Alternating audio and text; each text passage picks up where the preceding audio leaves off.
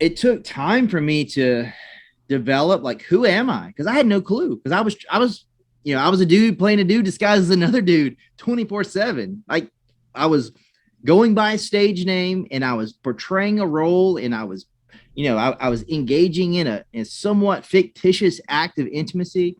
And I was just living this lie so deep that I had no clue who I was. So there was a long period, even after me giving my life to Christ, where I had to like rebuild myself up. I had to replace Romans 12:2 is talking about renewing your mind with God's truth. Not being conformed to the world, but being transformed by the word of God. And man, it took a lot of work. And for me, like my wife telling me, hey, you are not your biggest mistake, but also you are not your greatest victory. Like that's important because how many times do we hang our hat on the accomplishment we had, the car that we drive, our bank account? Like those things make us feel good and we love to flex them.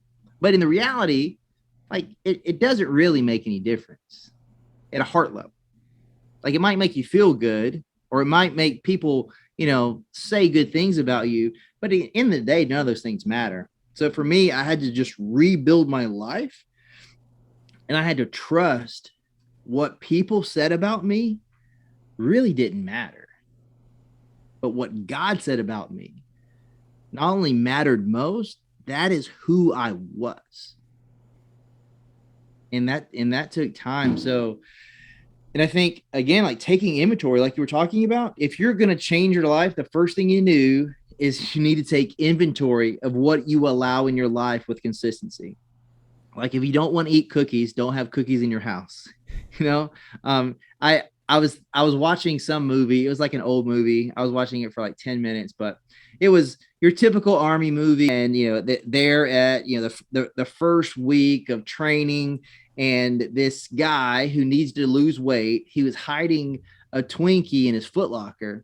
And like, man, I'm a preacher. So like I could see, I see one thing like that. I can preach a sermon on it, but like, it's so true because the thing that we're hiding in the closet of our mind, in the closet of our heart, is the very thing that's going to hold you back from living an authentic life.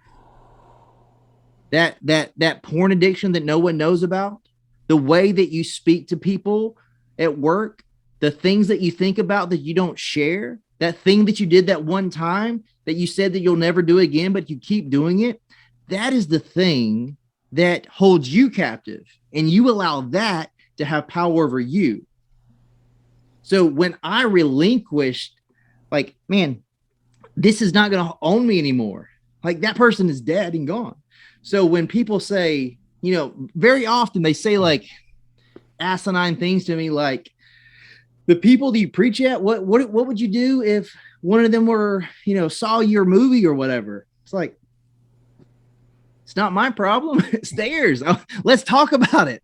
Let's talk about your struggle with pornography because I'm good and I've dealt with my mess. So let's talk about it. How are you? You doing okay?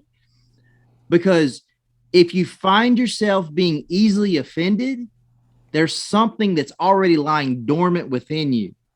If you're someone who is easily offended, that is just a notification for you to know there is something going on in your heart that you need to deal with. If you're quick to anger, if there's certain things that set you off, if you see certain things and they tick you off, man, there's a reason for that. Because more often than not, what we get angered by and what we're quick to point fingers at is the very thing that afflicts us. So I know that was a very long-winded answer to your question, but it's just like, it was a process. So removing things from my life that I didn't want to lead me in the directions I wanted to go, and just replacing bad habits with good habits. And most importantly, having people in my life that I could openly say, I sucked today. I screwed up. I shouldn't have done that. And I did that. And here's where real accountability comes in. Accountability is not, hey, Frank, man, I clicked on that website again and I just want to let you know I did that. And if Frank says, Josh, that's stupid, man. Why'd you do that? Don't do that. That is not helpful. If Frank says, man, you did that? Well, I thought you told me that you wanted to change your life. You told me that you had a conversation with your wife about that, and you know that hurts her, right? You told me that you wanted to change aspects of your life because you wanted to live differently. You wanted to accomplish things in your life, and you told me how bad clicking on that website hurts you. Why would you do that? What happened in that moment that caused you to do that? Let's talk about that. That's accountability. Not a pat on the back. Don't do that again.